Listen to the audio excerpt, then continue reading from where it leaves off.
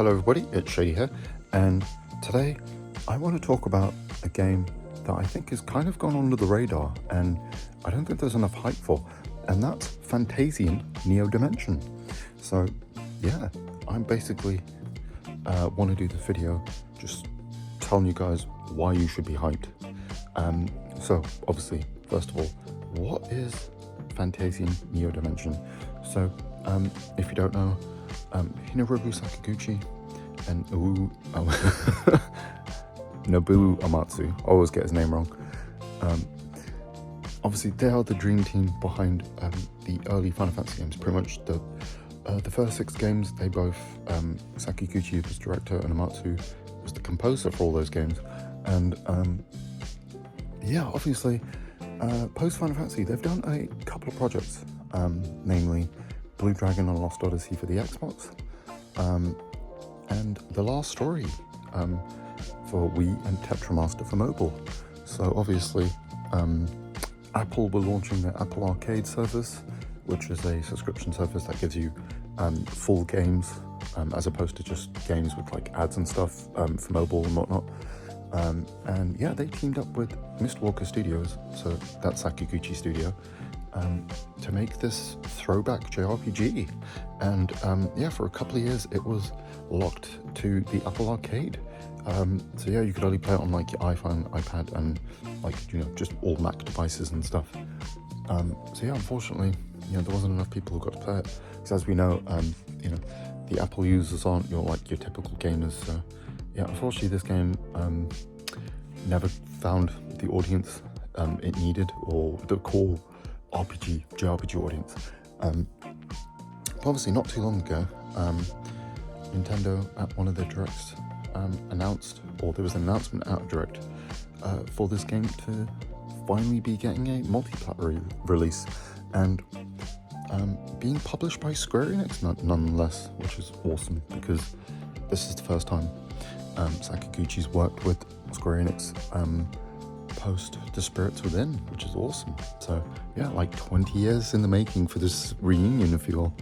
And yeah, now onto the game itself. So what makes this game so cool is it's obviously a classic turn-based JRPG in the style of like the 32-bit, so pretty much like the, you know, it's basically a PS1 JRPG that never was, almost, you know, very much like, you know, 7, 8, 9, Legend Dragoon, you know, like Dragon Quest 7, even though I think that was a 2D game, but you know, those sorts of games anyway. And yeah, what's really cool is, so all of the environments and the characters, Sakaguchi created these dioramas to build the world. So, and then he kind of like scanned them in using photogrammetry. So this game just looks absolutely stunning. The visuals are amazing. So yeah, being able to play this game, you know, at higher resolutions is just going to be awesome. Like seeing this game on the big screen, you know, because I played it on my iPhone at the time. Yeah, wasn't able to do the game its, you know, full due and justice because of that. And yeah, it's just an absolute stunning game.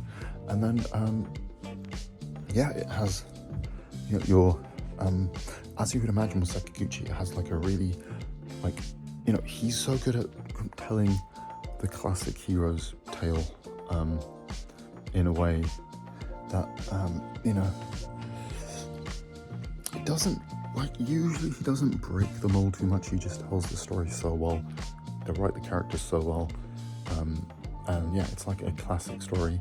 You know, I like to say his games, they're like comfort food for me anyway, and the way he tells the classic hero's journey or tale. Obviously, as you know, he's a big Star Wars fan, and that was a big inspiration for a lot of Final Fantasy, and that is obviously, you know, a hero's journey. And yeah, so yeah, the cast of characters are awesome, and yeah, the gameplay itself now, obviously, yeah, it has a turn-based combat system, but then they've done a few really interesting things in this game. So first of all, you know, a few modern conveniences.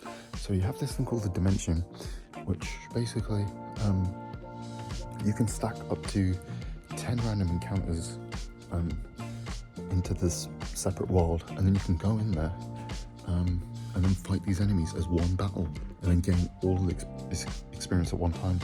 And it's really cool for, like, you know, if you just want to kind of, you know, do if you fight weaker enemies, you can fight them on one thing and get one big bit of experience, or if you want to basically turn off random encounters, you can, but you're stacking them and you do it later. It's a really cool system. And you can basically just do, like, instead of doing like 10 battles, you can just do one single battle, which is awesome. And then also, the game allows you to fast travel pretty much straight away.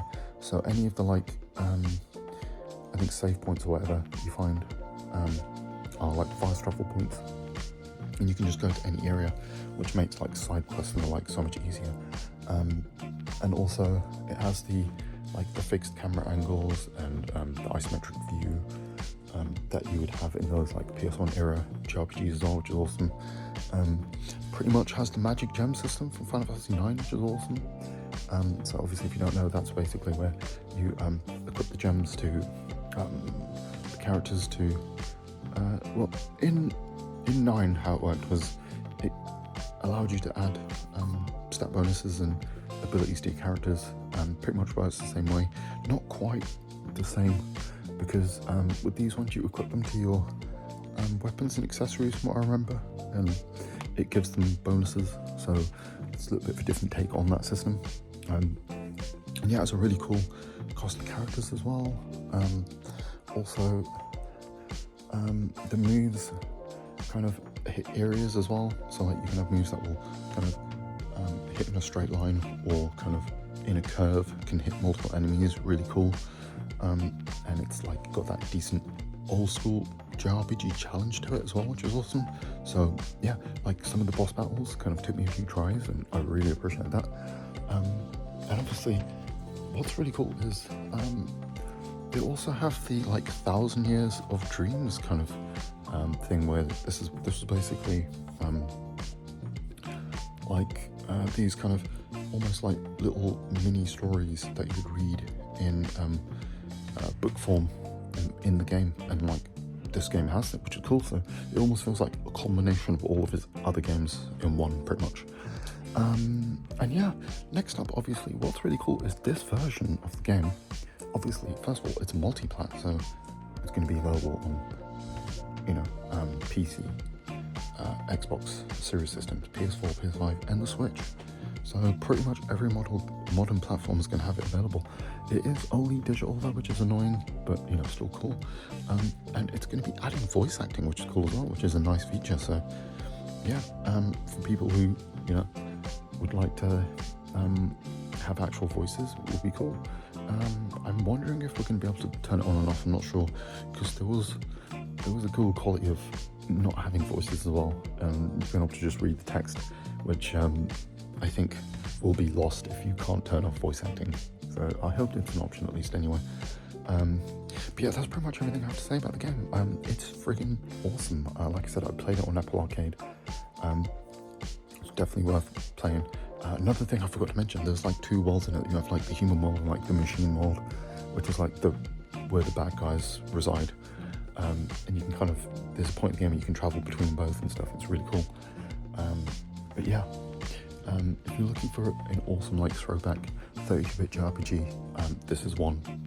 And yeah, definitely freaking play it, guys. Like, it is awesome. It's coming out fall of this year, 2024. We don't have an exact release date yet. I'm gonna assume probably November, December time. But yeah, we'll wait and see. Like I said, it is digital only as well, though, unfortunately. Hopefully, like, a limited run, or someone will do some kind of physical edition for people, at least like a Switch and PS4 version or something. Who knows, maybe Square Enix later down the line will do a physical version. They have announced a physical run of the Pixel remasters for Final Fantasy, so hopefully we will get one at some point. But yeah, anyway, guys, yeah, if you like the video, like, subscribe, all that YouTube jazz, and hopefully I'll catch you in the next one, where we'll do something gaming related as always, and have a great rest of your day.